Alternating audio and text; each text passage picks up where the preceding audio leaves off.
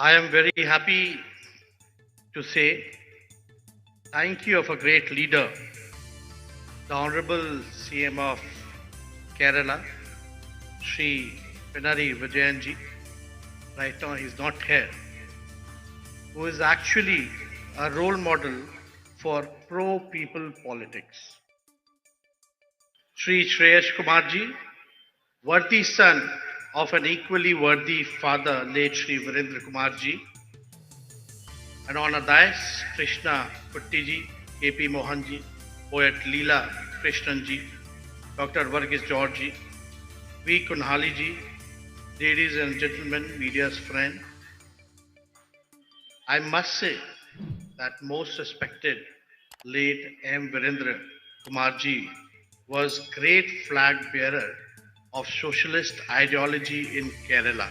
As the treasurer of the Samyukta Social Party and then as state secretary of the Socialist Party in Kerala, he worked tirelessly for the socialist movement in the state.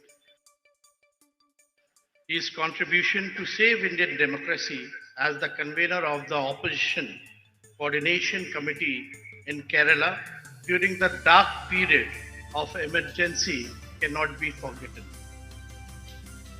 He was among the few people in the country who were legislator and minister in their state, Kerala, member of Lok Sabha and minister in the government of India as well as member of the Rajya Sabha.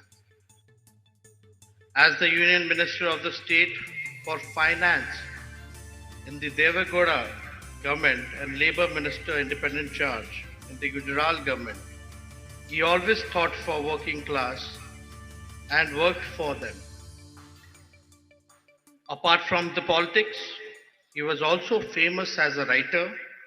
Today, when India democracy is going through the worst phase and the battle of 2024 in which it will be decided whether the country will survive or not, in getting nearer, the void of our guardian and true socialist Virendra Kumar is felt all the more.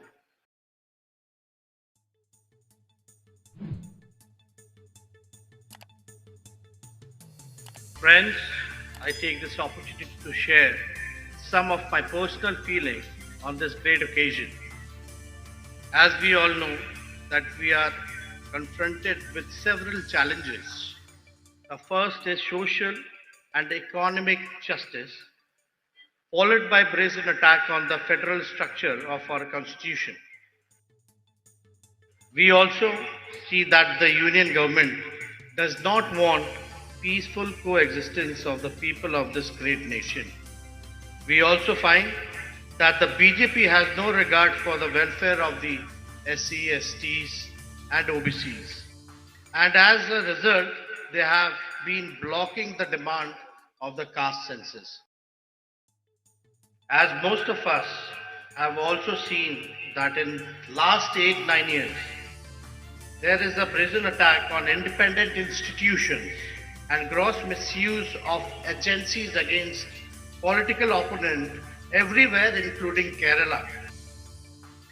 They even try to influence judiciary, which goes against the very idea of rule of law. All that requires that we, the parties with socialist background and communist, should come together and work. It is an urgent matter of political strategy and ideology. While there are similarities between socialism and communalism, there are also important differences. But in the larger interest of the poor people, we must collaborate with each other. Both socialism and communalism aim to create a more egalitarian society with reduced socio-economic disparities. By working together, socialists and communists can pressure these common objectives and pull their resource and effort. Looking at the current situation of poverty and unemployment, as well as a massive inflation in India, such a collaboration between different parties and groups, including socialist, communist, can enhance the collective strength and influence of a progressive politics. By uniting our supporters, we can create a more formidable political force to challenge the domination of BJP, which is not only anti-people but against the Constitution of India. They are good at only causing religious polarization, sowing seeds of hatred, and the nation has already paid a heavy price because of this. Historically, socialists and communists have often been aligned in their struggle against exploitation and inequality. This is one such time in history which appeals to us to join forces. As socialists and communists, we can consolidate our efforts and amplify the impact of our politics and principles. Jointly, we can create a more robust movement to advocate our shared vision of social justice. I must say that Kerala has set great standards in terms of health and education, as well as in creating a climate where love defeats hate. For me and for millions and millions of Indians, this is the Kerala story we must proud of. I once again thank you all for this great gathering. Jai Hind.